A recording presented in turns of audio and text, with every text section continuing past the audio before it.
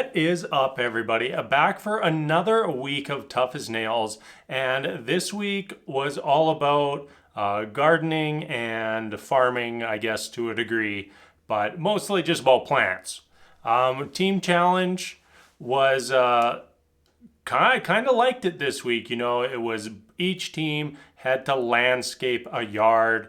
I liked it because there was a lot involved. There was a lot of different tasks. It wasn't just one thing for an hour. There was a lot of different elements to it, like digging the hole for the tree, cutting the bricks, laying all the sod, shoveling all the dirt. And really, anybody who's done any sort of landscaping in their life knows that it's just hard work. There's no easy way to move wheelbarrow full of dirt other than just moving it. So Dirty Hands, they're down a man because Freight Train is had to leave the bubble to go to the hospital and now can't rejoin the team until he clears quarantine again. So I don't know if he'll be back before the end of the season. With how close we are to the end of the season, I think that maybe he won't be, but we will just have to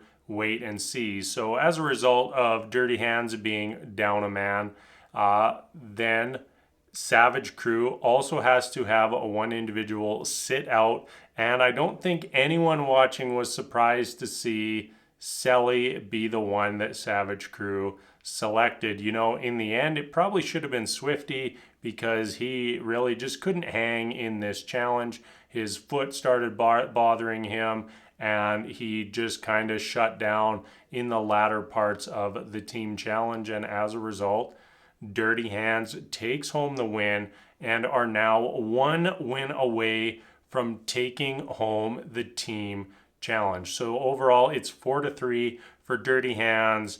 Presumably 2 challenges left, and we all know that Savage Crew is going to win that next challenge.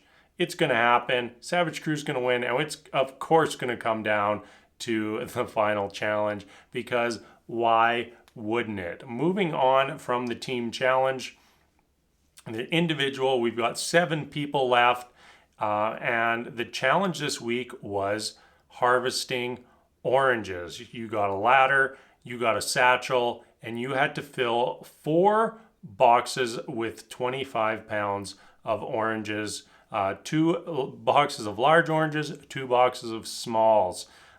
This challenge, really, we had 3 people, I would say, dominate the challenge, and that was Zeus, who won, Liz, who actually filled 5 boxes of oranges but screwed up by not getting enough large oranges, and then Scott. They seemed like they were clearly ahead of everyone else. And on the other end of the spectrum, we had Swifty, Merrill, Tara, and Arida as our bottom 4, with it ultimately sending Merrill and Arida to overtime. As we were watching this episode, I just knew all episode long Arida was going to be in the bottom. I couldn't tell you why. I just knew it. I just absolutely knew it. And heading into that overtime, I was expecting to see her go home. But Arida did not quit. She kept going, and she claims overtime victory over Merrill. It really feels like overtime hasn't been a factor this season, with Mikey going out. Who was the Fisher lady at the start of the season? I forgot her name. And Freight Train going out last week.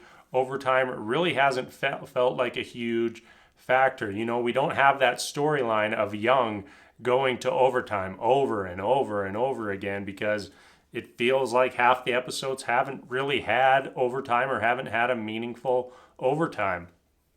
But in the end, Merrill is our competitor who gets knocked out of the competition. She'll still be there for the individual challenge, but we are now down to 6 competitors competing for the $200,000 and the brand new truck. So that's going to wrap things up for this week. Let me know who you're rooting for, what you thought of tonight's episode in the comments below. And as always, thank you so much for watching.